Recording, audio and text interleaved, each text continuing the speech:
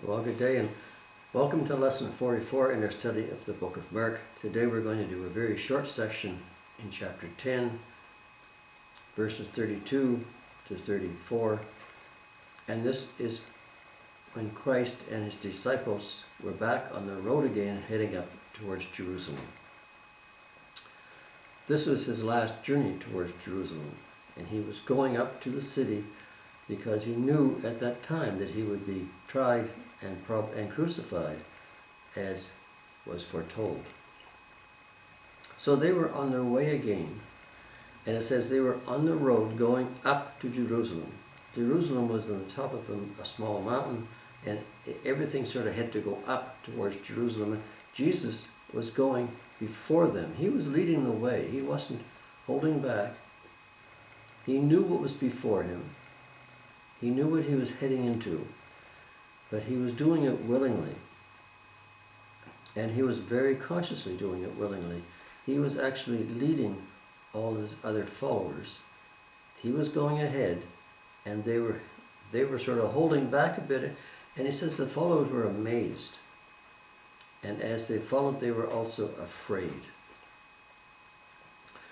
They had seen many things over the past short period of time, where he confronted the rich young ruler, where he had healed the child, where he had healed blind people, where he had healed the sick. We had done many miraculous things, and at least two of them had seen the transfiguration not that long before. So they were amazed at all of this. They just didn't really understand it all. And even though they had talked with Jesus and walked with Jesus and been taught by Jesus for a few years, they still did not fully understand or grasp what was ahead of them. They still felt that they could control things. As Peter before said, we won't let this happen to you. We will take effort to change this. And this is when he said, get behind thee, Satan.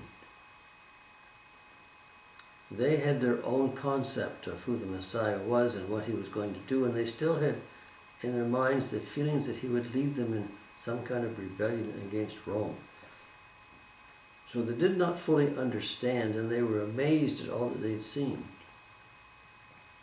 But they were also afraid, because he had told them before, as mentioned twice for at least in this book of Mark, that he was going to go up to Jerusalem to be crucified.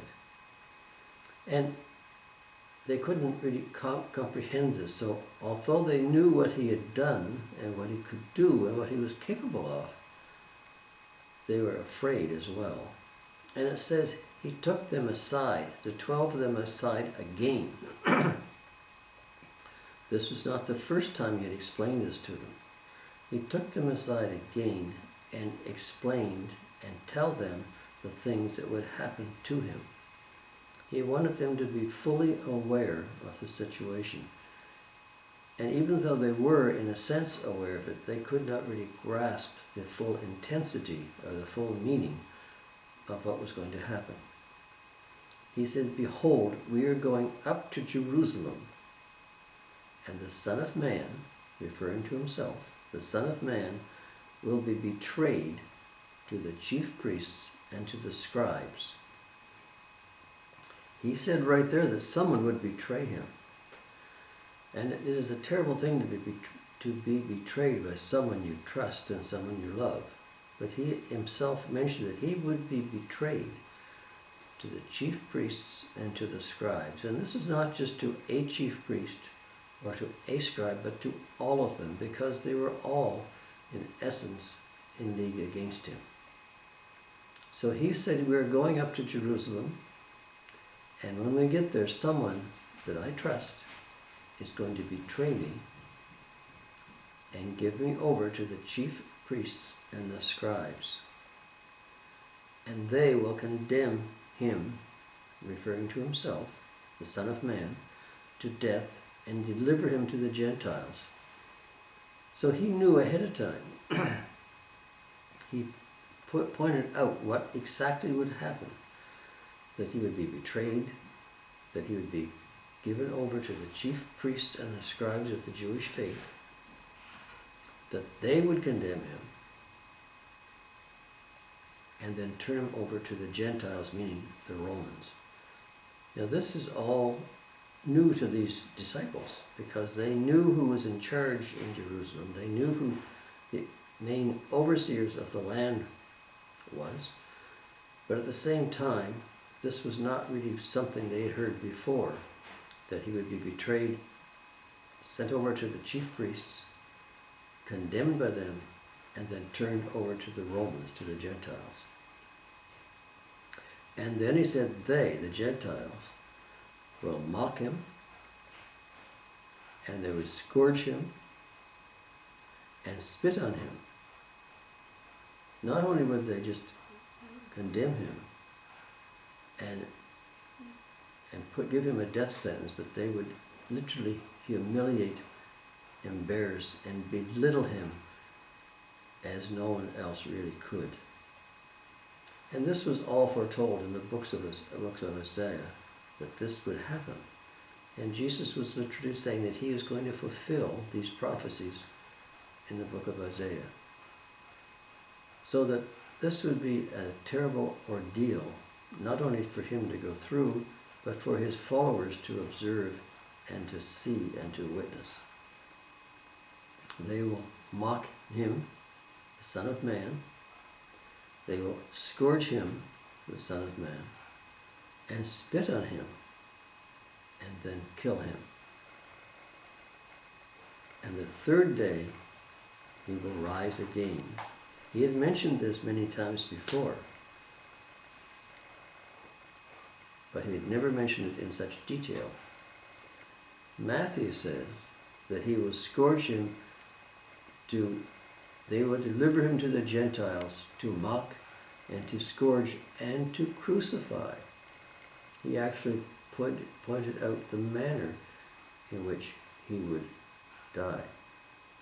And crucifixion was not only the most painful, most inhuman way to kill a person, but it was also very demeaning because it was the way that thieves and murderers and criminals were put to death by the Romans. So it says that only those of the worst kind would be put to death on a tree or crucified. And this is what Jesus said was going to happen to him. But this was the type of detail which he spoke about, and he spoke about both in Matthew and in Luke, as well as in Mark. That he would be crucified, be put to death, and he would be belittled in a way which probably no man had been belittled before. But this was something which the disciples had heard to some degree previously, but they still could not fully grasp. And it's something which I don't think many of us really grasp today. The humiliation, the belittlement, the scourging, the pain, the suffering that Christ went through for us. So this little section just talks about, again, gives to the disciples more information, more detail, detail which had not been given before, which Christ obviously knew before he went up to Jerusalem, how he would be given over to the Jewish leaders, then to the Roman leaders, belittled, scourged, and crucified. And he is giving this all to the disciples ahead of time, so that they would know what was going to happen in the near future. Did they still believe this? I really don't think they still grasped it, because they were still expecting some kind of miraculous revolution against the Romans led by Christ. So this little section deals with Christ's last instructions to the disciples as to what would happen when they arrived in Jerusalem. They did not really fully understand it. I don't think many of us today fully understand exactly what Christ went through during that period of time. Anyway, This little section is all there is for today. Tomorrow, or next week, we'll get into a little bit further into this journey into Jerusalem. So thanks for watching. Bye for now.